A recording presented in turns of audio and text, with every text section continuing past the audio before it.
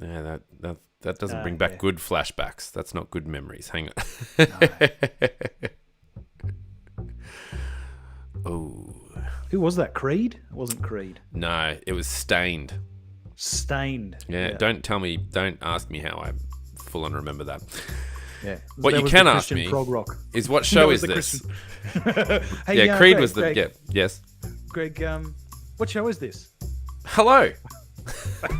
Doesn't make any sense. Hello, and welcome to The Pouch, the podcast equivalent of mixing all the remnants of your alcohol together and hoping you don't go blind, that takes a not-so-serious look at the week in Australian news and politics. I'm Greg, don't touch my milkshake savage. And I'm Jake. Well, actually, this works really well together. And I'm Jake Weller.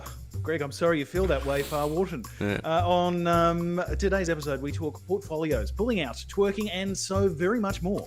I'm very excited about all of that, Jake, and in the spirit of reconciliation and recognition, we acknowledge the traditional custodians of the land on which we're podcasting today, and we recognise their continuing connection to land, water, and community. We pay our respects to elders past, present, and emerging.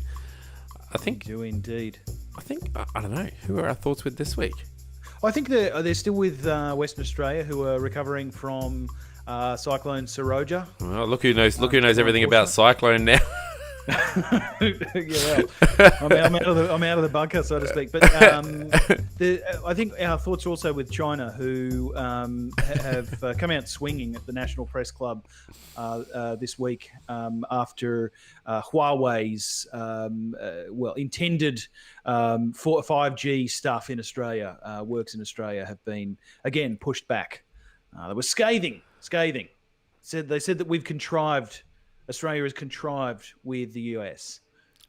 Have we? Scathing attack. No, Okay. we haven't at all. Right. In fact, we were out on the edge when we essentially said, "Oh, you know how China has this whole sovereignty thing around companies that have operations in their country, and they can force Chinese-owned companies to do the bidding of the Chinese Communist Party. You know how there's that little bit in the Chinese constitution. We probably don't want a company that is beholden to the Chinese, essentially a foreign power. It doesn't matter which foreign power. We probably don't want a company that is beholden to a foreign power.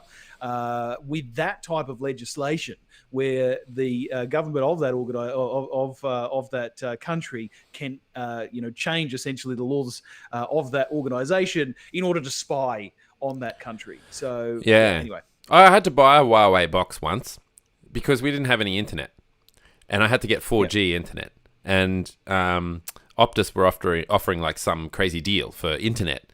If you got it through the 4G thing, and it was enough for our family. It was like 80 gig or something like that. And I was like, well, that's good, for our family. At least that was the maximum amount that I could get at the time. And they gave it to me in a Huawei box, and I was like, oh well, stuff it. You can have my data for the sake of me being able to stream Netflix for a week or so. Yeah, I mean the risk of it is exceedingly low. It's just when you essentially when you set up. When you enable a company, in this case Huawei, to be part of the national infrastructure, you do set up opportunity for those foreign countries who have that ability to act on those companies. Yeah, you set up an opportunity. Is that then Anyway, Huawei are Chinese? Yeah. Yeah, they are. Because I read this story a little while ago, Jake, and I'm trying to find it now, about how the Chinese embassy, there's a Chinese embassy in Melbourne or something like that. The residents were freaking out because these cameras that have gone up around their area, and there's all these sorts of things that are happening. People are losing bits of their, the neighbouring houses and all that sort of stuff because the embassy is just doing whatever it needed to. I can't find it at the moment, but anyway. It was pretty interesting, and I was like, I better save that. So I'm going to bring that up next week. But yeah, so China, because you're talking about China coming into Australia, you're talking about China sort of getting their tentacles in some way. But anyway, good chat. I thought so too. Speaking of milkshakes, Jake. Yeah. Okay, this is great. Speaking of tentacles, I know this was great. Okay, so. Depending on how you look at it. Great if you run a podcast, I think, for about almost satirical nature of Not politics. great if you have kids. Okay, so this story is, the headline is Milkshake Consent Video Pulled Amid Mounting Political Backlash Over Woeful Campaign. Okay, so the background here is that the government has employed a particular company. They're called the Good Society. And the Good Society have put together this raft, if you will, of resources for teachers and stuff to use in their classrooms. They were also commissioned to put together some ads that the government could show, on YouTube, all that sort of stuff. I think they took trying to be cool to a weird, freaky level, in that the videos themselves actually show a couple who are obviously friends, and she says, "Do you want to try my milkshake?" He says, "Yeah, okay, I'll try your milkshake." Can we role play? Sort of, yeah. Okay. I'll be the guy who's... We don't have to go very far, and it's really it starts off awkward, it finishes awkward. Okay. And I don't think that. Okay, so I'm drinking a milkshake. I'm drinking a milkshake. Okay. Well, I'm also drinking a milkshake. Which one are you? You have to ask me if you want to try my milkshake. Greg, would you like to try my milkshake? Yeah, I'll try your milkshake. You got to be a little bit more enthusiastic than Oh, that. yeah, I'll freaking freaking try your milkshake. Oh, it's a little bit enthusiastic. All right, I'll let you try my milkshake. Yeah, try my milkshake. I'm trying it. You like my milkshake? No, I don't really like your milkshake. I like mine better. Okay. Well, too bad. Have it. And then you rub it in my face. Yeah, in your Like, face. you literally get handfuls of milkshake and rub it in my face. And if that sounds bizarre, that's because it was bizarre. And the whole video goes for 5 minutes. And it talks about crossing the line. It's got some decent messages to it, right? Like, if you dig deep enough, you can see what they're trying to do with the message, right? Trying to get to the point of that particular message is the real challenge, okay? And so you're sitting there trying to decipher what on earth any of this has to do with anything, right? And the guy literally says, if someone says, "Do you want pizza?" and you say no, and they keep forcing pizza onto you, that's different. And he literally says, then if you say, "Can I touch your butt?" and you say no, and then they cross that line, that's a different type of consent. It's just the most weirdest ad campaign that could have come out and it couldn't have come out at a worse time or a better time, depending on who you are. The federal government, exactly. But they have removed the milkshake consent video.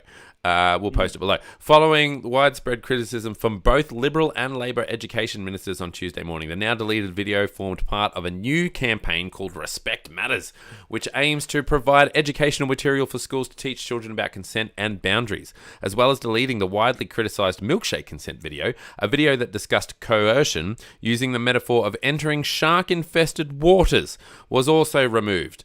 But videos that use tacos to illustrate the importance of stopping, asking, and listening in relation are still active on the campaign's website. I actually saw the taco one. So the idea is that you don't have to ask a taco for consent to eat the taco because it doesn't have any feelings. But if you are going to actually engage in a respectful conversation with someone about consent, then you need to stop, ask, and listen. I think the message might, and this is a weird sentence to say, but I'm going to say it anyway. I think the message might have been clearer in the taco video than in the milkshake video, which is called Widespread Concern. They won't recommend... You're right. The interesting thing, Greg, of course, is that the name of this campaign was Respect, right? Yes. The premise of this campaign was respect. And part of that should have been having respect for the people who are likely, who this is targeted at, and not... mincing words. Like, this is not education. This is death by metaphor. This is death by analogy. Yeah. And if you're intending to respect the people that you're trying to, if you're respecting the people that you're trying to bestow a message upon, you should be using plain language and not, not trying to confuse the subject with subterfuge. forget about like, and this is what people have been asking for. This is the reason why this campaign exists, is because people have been asking for education on consent, right? And for it to be accessible to young ages. Do you think if a 6-year-old, Greg, were to watch these videos that they would take away anything other than don't touch my milkshake? Milkshake, yeah. No, you're right. You're absolutely right. It's like they're hiding an important message. Yeah. But like they're burying the lead. The lead is consent is important. We need to teach it young, and we need to teach it in plain language that everybody is going to understand, because it's such an important topic. If you take these metaphors to the logical conclusion, then are people going to be asking people in the future, can I metaphorically drink your milkshake? What was this milkshake? It's just anyway, it's silly stuff. Our 6-year-old kind of gets it, right? But not the milkshake thing, because she comes, whatever they do at her school, she comes home from school and she'll say things like, such and such kid, she had a kid kiss her on the hand on the bus, and she got off and she was talking to us about it, and she said, "It's my body, it's my choice." And we were like, "Oh, that's fantastic." Like, whatever they're teaching you at school. And that's exactly what you're saying. That's plain language that even a 6-year-old can understand about the boundary that was crossed. But milkshakes and shark things and all that sort of stuff, especially at the moment, it's just not respect appropriate. Your audience, guys, for goodness sake. Young people were confused. Teenager Miranda Johnson-Jones, who is the Macedon Rangers 2021 Young Citizen of the Year, said the video missed the mark. It's adding a lot of fluff to a very simple concept that we need to be teaching, the 18-year-old said. They're adding in a whole lot of new terminology, like moving the line. I've never heard that before. They're trying to be quirky, but they're not delivering with what they wanted. I think that's exactly right. They were just trying to be quirky and cool and took it way too far. She says consent is a very serious and important thing that everyone needs to know about. So why are we delivering it in a way that's more confusing? Jake, speaking of consent. Yes. Consent for your eyeballs. Yes, consent for your eyeballs. In other weirdly inappropriate decisions sanctioned by the government this week, we had some light entertainment for HMAS Supply, and as you know, Jake, Supply was also one of the names of the ship of the First Fleet. Was it? It was, which is where the name Supply comes from. That's why it's HMAS Supply. Gotcha. Anyway, I didn't realize that. No, I wasn't aware, but I remember all of the other ships. But yes, there was this really interesting thing where the Governor General, a number of ministers, there was the head of the Navy, and anyway, a number of dignitaries were crowded around the naming and release of this new ship. And there was a dance troupe that was brought along. Their name is the 101 or 101 Dole Squadron, and they're a dance troupe. Is that really what they're called? That's what they're called, the 101 Dole Squadron. And they've been criticised. They've been criticised, Greg, for their. Well, I don't think they should be criticised. Yeah. Well, this is the funny thing. Like their dance was approved by the relevant people in the Navy. The reason why their dance was, I suppose, thought of poorly was because the Navy has or is aware of, and has been light brought to issues around sexualization of female Navy officers. There's a whole issue around this, around sex abuse, around around this topic. Yeah.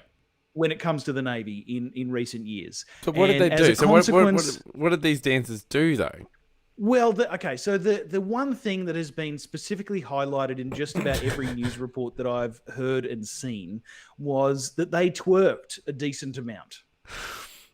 They didn't twerk a decent. The whole thing was just this charade, and it was just this awkward charade. You know, when you go to the football and you watch like cheerleaders, and it's a bit awkward, right? Like everyone's sort of sitting around, it's a bit awkward. Times that by like 1 million. Like it was just so Well, another interesting thing about this, Greg, is that there was a little bit of interplay here with some incorrect reporting. Because what essentially has happened is that the ABC, who provided all of the film for this, and was the basis for a lot of the commentary afterwards, they did some what they're referring to as deceptive or selective editing, Right. where essentially they took the stock images and stock video of the various dignitaries' faces in positions of shock and disgust and dismay, you might say, and superimposed that as though it was happening.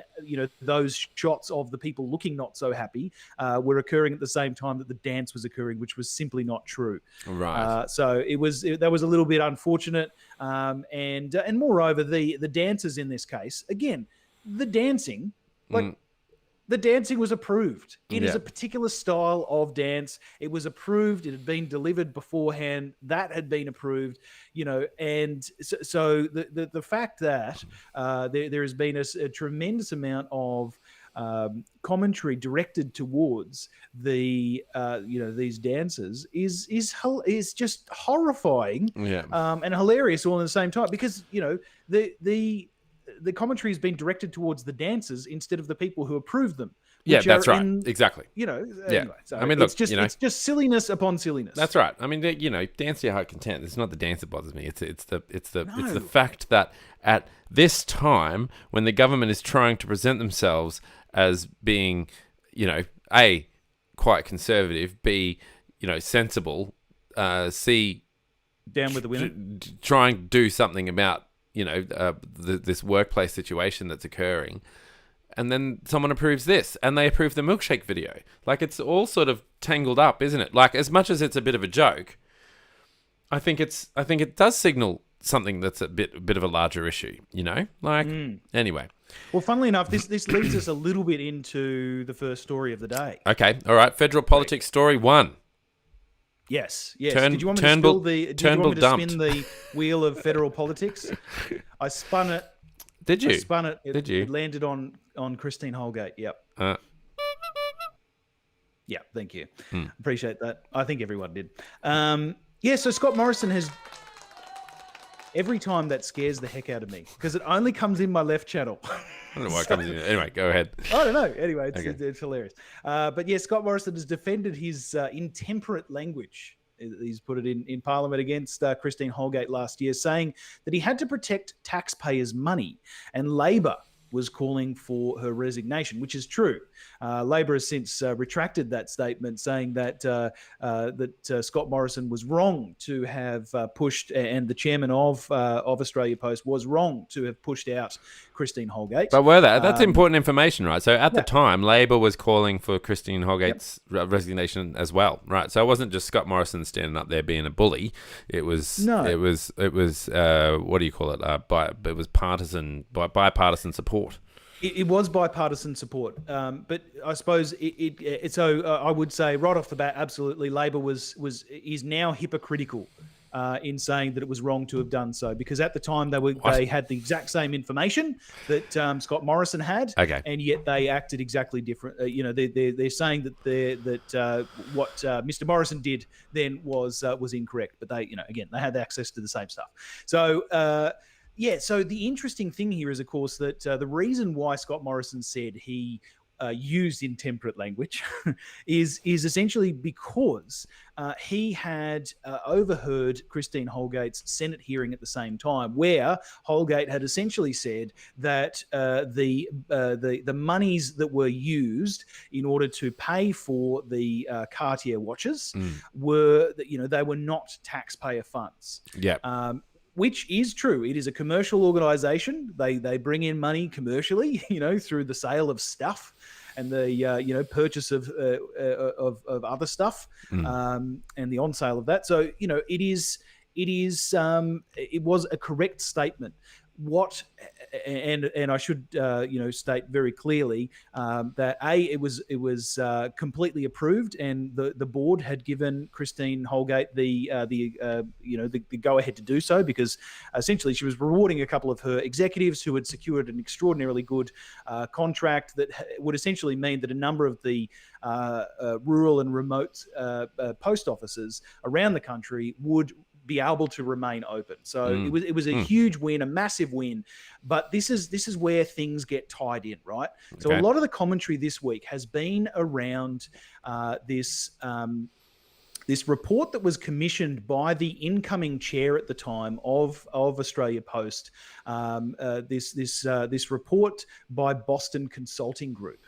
And essentially, I might actually just read directly from the detail. So, Communications Minister Paul Fletcher says that there are no plans to partially privatise Australia Post, as was recommended by this secret Boston Consulting Group report that Christine Holgate says is at the heart of her falling out with the Morrison government.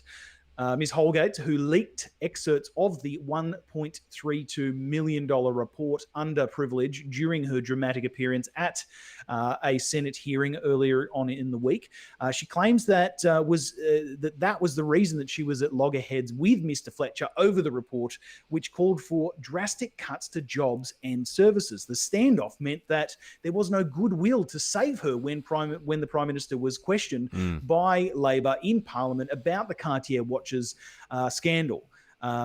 It was really quite interesting. I think invariably there was a little bit of an interplay with this Boston Consulting Group report, because it was essentially saying that you could save a bunch of money in the short term, but by closing a bunch of these stores and outsourcing services, etc. But the outcome of that was going to be a loss of more than $300 million a year. From about 2021 onwards. So Christine Holgate engaged these executives, got them to do the work, and they were able to bring in a number of enormous contracts that enabled them to save those rural and remote locations, which is why those rural and remote locations were, and other Australia Post stores were sending in $5 notes to Canberra to save, to essentially to make recompense for the purchase of the watches. So it seems that, in sort of order of, in an order of, or in a chronology of orders here, Boston Consulting Group report came out. It showed that they should privatise. The Liberals said, yeah, we can make a win out of this. It's going to save Australia Post by doing it. Let's do it. Christine Holgate said, no, we're not going to do that, putting her essentially in opposition with the communications minister. I'm going to add in another little bit to the chronology where, do you recall last year there was this issue where the federal government sold a plot of land in Sydney for $30 million when it was only worth about 300,000 odd. Yeah, for the Western Sydney Airport. Yeah, it was well overvalued. Yeah. Happened at the exact same time. Yes, so that's right. And it's also at the same time that coronavirus is coming in, when, huge amounts of money are going to be funneled into public welfare campaigns. And so the premise of scrutiny over public funds was at an all-time high. So when you've got these confluence of events, and you've got this person who said, I did not use public funds for the purchase of these Cartier watches, what Christine Holgate says was, it didn't pass the pub test. It didn't pass the common sense test. I probably shouldn't have done it. But for goodness sake, the commentary coming out of the Prime Minister, who this week has stopped short of an apology, but has said essentially, I shouldn't have said it. I shouldn't have said it, but no apology. And the reason for that will probably be that at some point there'll probably be a lawsuit against this, I would imagine. So the Prime Minister doesn't want to admit fault here. But then they should just don't they just put whoever into empathy training? Yeah, absolutely. Put them into it. And there's this really funny, there's this one other really funny story, which is one of the most wacky, insane that he's there ministers in the federal parliament, which is Stuart Robert. Now, Stuart Robert, amongst a number of senior government ministers, a few years ago accepted a number of Rolex watches and had to give them back because they were worth several $100,000. Now, no one's wearing Rolex watches these days anyway. Like, a watch is such a bizarre present. No one's wearing Rolex. Apple's completely dominated the watch market, unless unless you've got the world's most popular watch, why bother? Yeah, there is a certain status that comes with a Rolex watch, but I tend to agree. But yeah, there is this really interesting thing there that there was a male government minister who had accepted a watch from a Chinese government, from a Chinese business, and once it had been discovered that he had accepted this Chinese watch and it had been made public, he had to give back that watch. There's been some questions over the chronology of those events, and Roberts has said that he had the watch valued, found out that it was worth more than he would have had to declare, and thus gave them back. But it's equally true that there was apparently equally true that there was some journalism that may have pushed his hand into giving that back. Anyway, funny stuff.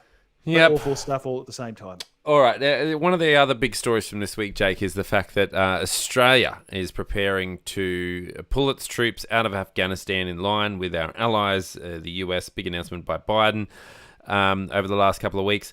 This has been particularly big news because,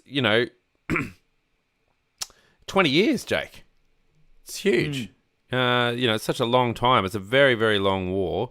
And so there's obviously a mixed bag of reactions here, whether or not we should have gone in, whether or not we should have stayed out of Afghanistan.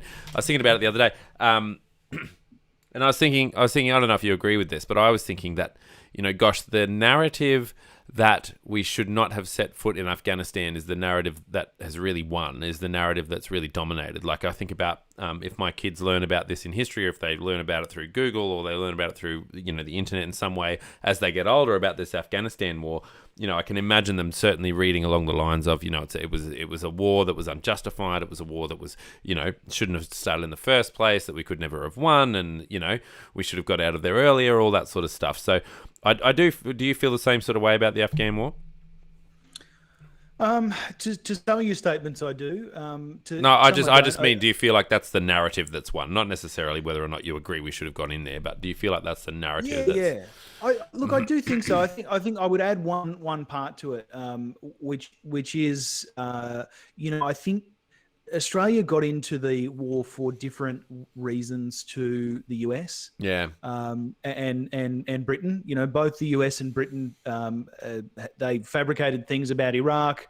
They made up other stuff about Afghanistan, and then they decided the narrative that was set by Prime Minister at the time, John Howard, was essentially, we're going in to back up our mates. Yeah. Not exactly those words, but it's something that I think has stood the test of time. We haven't had to endure the criticism of, they made up the stuff about the weapons of mass destruction. They made up the stuff about, money coming from, various places within Afghanistan and Iraq. We were able to pretty well stay the course in the premise that we went in there to as a coalition of the willing to support our mates. Okay. Yep. All right. That's an interesting take on that one. So this is the plan to get us out of Afghanistan after almost 20 years. They'll be coming home. When are they coming home? Is it by the end of this year? Yeah. So it's actually September 11th. Right. September 11th. Symbolic for some reason. I can't quite figure it out. 2021. Yeah. Well, September the 11th, 2001. I got it. Oh, okay. So, I'm so sorry. I was about to launch into it, but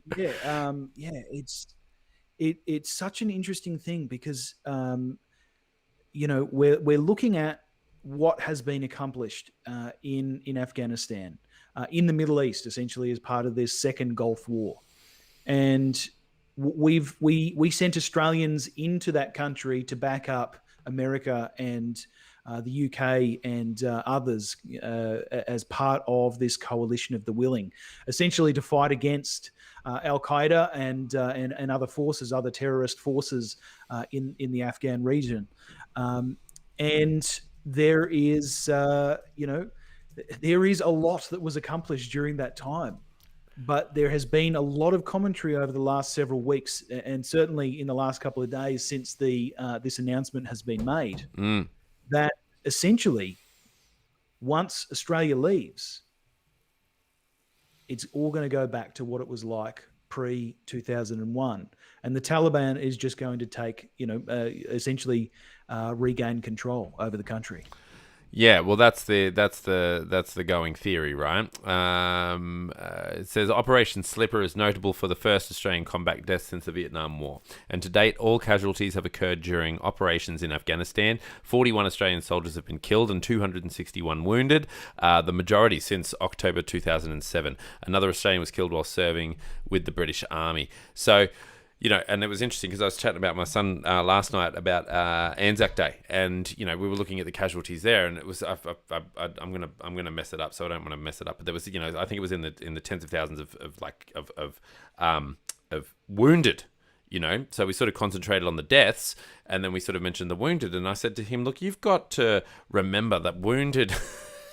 Wounded's not that great, that wounded number is always larger, so we had 41 Australian soldiers killed and 261 wounded, and you go, well, thank goodness they were only wounded. But really, wounded in war is not great. And you get home and you have some sort of disability, some sort of ailment, some sort of pain, the sleepless nights, we've got the Veterans Commission, the Royal Commission into Veterans Suicides at the moment. This is not, being wounded and coming home isn't great. And I said in some cases, they definitely would have thought that death was better than being wounded. So don't discount these tens of thousands of soldiers who've been wounded overseas, the 261 soldiers specifically in Afghanistan. So, thoughts are with all of those people. I heard a particular officer on the news the other night saying, look, yes, there's been these stories of atrocious behaviour, and they need to be looked at and people need to be held accountable, but please don't let that detract you from the good work that we were doing over there, and the belief that we were doing really, really great work over there in what do you call it? Hearts and minds, getting hearts and minds on board. So, yeah, you're absolutely right. But what is the plan, Jake? What's the plan to get out? What are we doing? Well, so a lot of the remaining work that Australia has done, along with a number of the other countries in Afghanistan, has been around training the military, getting them essentially prepared to essentially take over from once the international forces have completely pulled out. But essentially, the last few remaining people will pull out around September 11th. There is a lot of fear as well, Greg, I should say, for a number of the remaining helpers, like the people who helped out the Australian Defence Force and other forces as well. One group of people that's highlighted in the news story that we're reading from New Daily was around the interpreters. Interpreters embed themselves within the army. Within the military force that they're attached to, and the fear is that essentially once the army has gone, once the Australian Defence Force has gone, that those interpreters will have lost their protection. And if groups such as the Taliban regain control, that those individuals may in fact be persona non grata, so to speak, and be in great danger of being killed. Well, of course, that's one of the biggest. It's harrowing. That's one of the biggest criticisms of the Allied troops going into Afghanistan, is that we didn't really have a great exit strategy. So hopefully we've learnt a little bit from that lesson, and we can put together a bit of a half decent exit strategy to leave. Well, the flawless exit strategy would be the ideal, obviously, to get our troops out and to get those people protected, and think about all of those little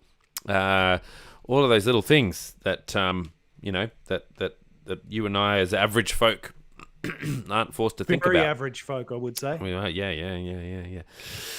Big news, big news. All right, well, I'm excited to know that they're coming home. I'm excited to see some progress with the Afghan war at least, but it'll be interesting to see what happens in the Middle East over that time. Now, we've got to stop wasting our time, Jake, and shift to renewable energy to spark job creation. Now, this is Anthony Albanese saying this one. However, this comes off the back, Jake, of one of the best comments I've heard our Prime Minister, Scott Morrison, make. And I've lost it, which is a shame because it was really good. So I was looking up that Chinese one. Anyway, Scott Morrison has said that it's not going. They're not our energy future is not going to be solved in the coffee shops and cafes of Australia. That it's going to be solved with the grit, and I think he referred to the animal spirit. Sure, he literally referred to the animal spirit of the market. But yeah. Anyway, so what's happening here, Jake? What are these? Well, I'd love to know, Greg. What is your interpretation? When the Prime Minister says that the problems around our energy future aren't going to be solved in cafes, yeah. What is it that what information do you take away from that? Look, I take away from that Well, did you hear people with opinions and who go and drink coffee? It's not going to be. They don't really have the nous. They don't have the information at their beck and call to be able to make these decisions. And unless the answer involves gas, it's wrong. Yeah, exactly. Yeah, the decisions are not going to be made in the coffee shops. They're going to be made in my frickin' office, okay? Because I'm going to commission them. All right. I'm going to have my empathy consultant there alongside the decision makers to ensure that we're being sensitive in our responses. Yeah. He said he's not going to tax our industries off the planet. We are going to meet our ambitions with the smartest minds, the best technology, and the animal spirits of our business community. It will be achieved by the pioneering entrepreneurialism and innovation of Australia's industries, workhorses, farmers, and scientists. It will be won in places like the Pilbara, the Hunter, Gladstone, Portland, Whyalla, Bell Bay, and the Riverina. Yeah, I'm a bit cynical about that because and I don't like to be cynical, but that's an announcement of announcing stuff. It's actually it's not announcing anything at all. In fact, it's probably he's committed. He's committed to net zero by 2050. Which is a great and ambitious thing that our leader has done. Yeah. But he's all but locked in a commitment by starting to detail how it could be achieved and the benefits for those industries which led the way. Yes. So he's not there, but he's kind of there. He's casting aspersions in the direction of that. I wish he'd added more business, consultancy terms like shifting the paradigm. We need to think outside of the square while we're doing this. We need to engage the better angels of our day. Anyway, yeah. So yes, Jack, stop chewing during this meeting. Yeah, I know what you mean. I know exactly what you mean. Yeah, but I think the thing that we should take away. No one likes you, Jack. The thing that we should take away from this announcement is that if you drink coffee, you don't have a seat at the Prime Minister's decision-making table. Well, you just can't do it in a cafe. That's all. You've got to be a farmer or a scientist. Yeah. Okay. Yeah. So, but what does Anthony Albanese have to say? So Anthony Albanese has to say something different, right? He's come out and said, "Look, that's not good enough. It will be solved in the cafes." Obviously. He said, yeah, look, why is our Prime Minister excluding cafes?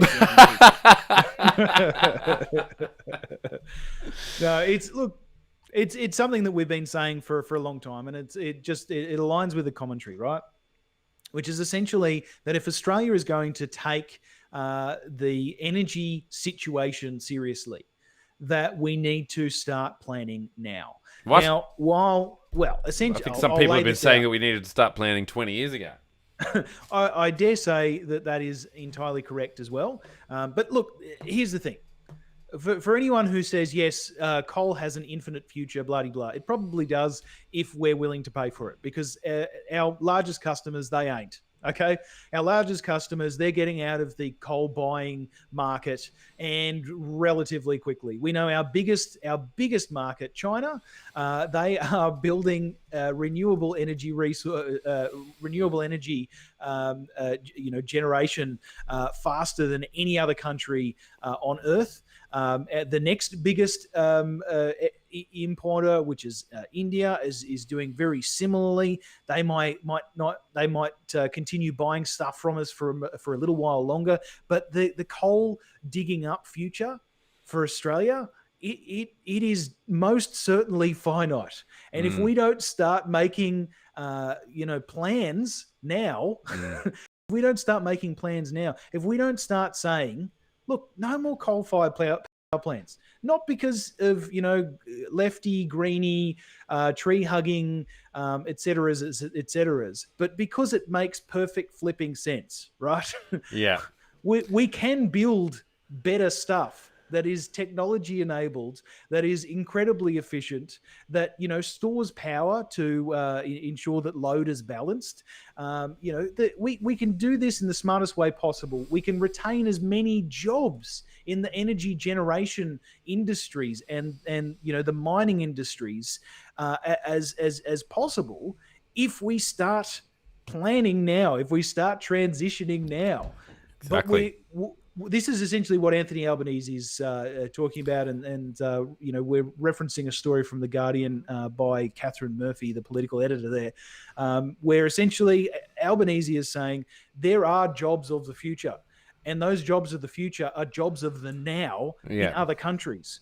But our refusal to plan to do any sort of transition has meant, and moreover, our insistence on our insistence on essentially saying coal is infinite, digging coal is infinite, coal-fired power stations are infinite, is stupid. It's stupid, partisan thinking that is getting us into, silly little, thought patterns where we just fail to move forward. I'm ranting, Greg. No, that's all right. Well, I mean, look, he does. Anthony Albanese says we must use cheap, clean energy to maintain existing energy-intensive industries like aluminium and steel, and also to develop new opportunities that have not been previously viable. And then the story that I'm looking at the moment from SBS, it says Labor's climate and energy policies include money for a national reconstruction fund, an upgrade for Australia's power lines. That's actually pretty good because ours are pretty shocking on my street. $200 million for for community batteries. Just all these teenagers, all these teenagers standing around charging their phones. And this is great. This is the future we wanted, they'll say. And tax reforms to lower the cost of electric vehicles. Yeah, I watched Charlie Pickering's little special on the Weekly the other week about energy cars here in Australia, about battery cars. Did you see it at all? Yeah, it was amazing. Yeah. Basically, all the other countries are. All the other good countries are like, well, there's 75% of new cars are either electric or hybrid, whereas in Australia it was something like 0.7% of new cars were electric or hybrid. And the rhetoric from the Prime Minister that it's not going to be, you can't tow your caravan and you can't get from A to B. Which is ridiculous because Tesla, it's all talk. TORQUE, it is all talk. If it can't tow your boat, regardless of how big your freaking boat is, then nothing can. Have you thought about pitching that as the slogan to Elon? It's all talk? Yeah. It's really good. It's really good. Oh, well, I know what the episode name is going to be. Bloody Elon, he's all talk. It's all talk. I love it. Yeah. Bloody Tesla, it's all talk. Did you watch that Mars landing thing? Australia. Speaking of bloody Mars, Tesla, it's all talk. Sorry, go on. Did you watch the drone flying around on Mars? That's pretty cool. No. Yeah, they flew with their first deliberate flight or whatever on an alien planet. Wow, that's huge. Yeah, they went up for 3 seconds in a little drone. They came back down. But apparently the air is like some percentage super thin there. So yeah, it's only 3% of Earth's atmosphere. Yeah, so being able to generate thrust it normally has to be through rocket propelled stuff. Yeah. That's exactly what they amazing. said. That's what NASA did. Do you work for NASA? Do you? I do. Yes. Oh, yeah. okay. You can't actually see the logo on the shirt, but it's NASA. All right, spin the wheel. Spin the wheel of Right, here we go. states, Here we go. state and territories wheel. It's the best wheel ever. Ready? Here Go. we go. 3, 2, 1, go.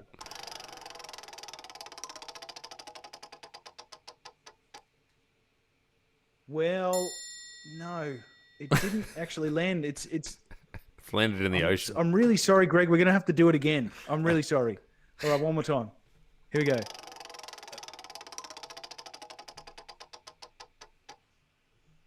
It's landed on New Zealand. Like, what the hell is wrong? It's not. It's Honorary. I don't You've got the honorary wheel. you know that there's actually in Australia's constitution there is actually a spot. There is a caveat. There is a spot essentially suggesting that New Zealand could opt to be a part of Australia, just another one of our states. How about I that? didn't know that. Sorry, I'll spin it one more time. I don't think they want to be part of us. I think they'd want us No, to be it part was of actually them. quite clear when we wrote it in like 1788 or whenever it was. Okay. They said, "Oh yeah, can we?" Nah, No. we're good. Bum-bum. We're good. We got a treaty. Now look who's Right, come all right, crawling one more time. back. Oh, wait, wrong one. Try to get in our bubble. Here we go. Yeah, all right. Tommy was good on that one. Yeah, okay, so it landed on the Northern Territory this time. Actually, one more time. No, I'm just so yes, the Northern Territory. This is a really interesting story, and it's interesting for a number of reasons. But the Northern Territory has recorded the worst rise in unemployment rate in Australia thus far. So Northern Territory was the worst jurisdiction for jobs growth. Is it because there's not a lot Australia. up there? I think that has a lot to do with it. It also has to do with the amount of space where there's nothing. Okay. Does this article give us You know, the reasons? space I haven't in read this between the one. things. It does. Okay. Yeah. All right. Well, enlighten me. So so the Northern Territory still has the highest proportion of people working. Interestingly enough, participation rate of around 72.7%. Which is massive, well that's above good. the national average of 20%. 20%. 20%, yeah. The rest of the Bloody east coast of everywhere Australia, else. yeah, in the cafes trying to solve global warming, yeah. Yeah, so the disappointing result is really at odds with the Australia-wide figure, which saw the number of jobs grow by 0.5%. It is. Now, a number of economists have said that monthly data could be erratic, but essentially the Northern Territory's result was at odds with this spectacular national result of that 0.5%. But why, Jake? Why? What are they doing wrong? So it's a number of things, but chief among them Yes. is that I get it, Chief. JobKeeper, it's gone. Right. So what that has meant is that the influence of JobKeeper, of keeping these businesses open, The clue is in the title. retracted. Yeah. Yeah.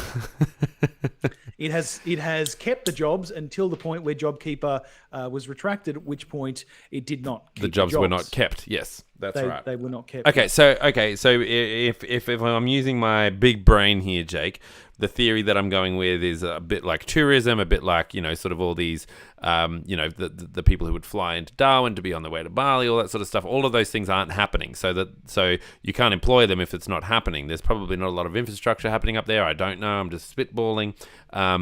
So all of these companies that were able to keep people on board for however long no longer can because there's no money coming in. It's a bit like if you're going to work for the Blues Fest or something. No, that's exactly you right. can't pay them if you're not having money coming in.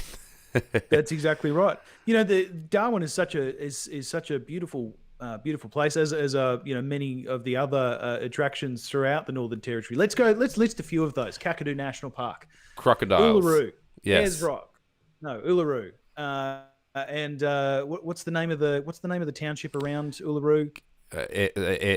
Spring. What is it? Alice Springs. Alice Springs, yes. Yeah. And others. There's others as well. But yeah, Crocodiles. look, there hasn't been. This is just the nature of these territories. The population of Northern Territory has been declining for some time. They actually lost a senator. They almost they almost lost a House of Representatives member as well, just based on the declining population.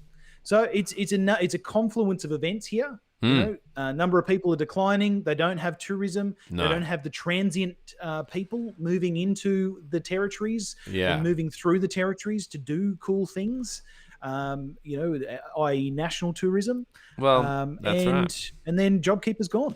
Well, Jake, as you know, the Northern Territory's economy is largely driven by mining, which is concentrated on energy-producing minerals, petroleum and energy, and it contributes about $2.5 billion to the gross state product and employs over 4,600 people. So as you know that, of course. And also, as you know, as you were mentioning to me off air, Jake, the economy has grown considerably over the past decade, from a value of $15 billion to 2004 to 2005 to over $22 billion in 2014, 2015. In 2012 to 2013, as you rightly put in your blog, Jake, the territory economy expanded by 5.6%, over twice the level of national growth. So it is interesting to see that it's going down. Tourism, of course, is an important driver for the territory and a significant industry in regional areas. Iconic destinations such as Uluru and Kakadu make the Northern Territory a popular destination for domestic and international travels. Landscapes, waterfalls, wide open spaces is listed as crocodiles. Wide open spaces is listed as a reason to go to the Northern Territory.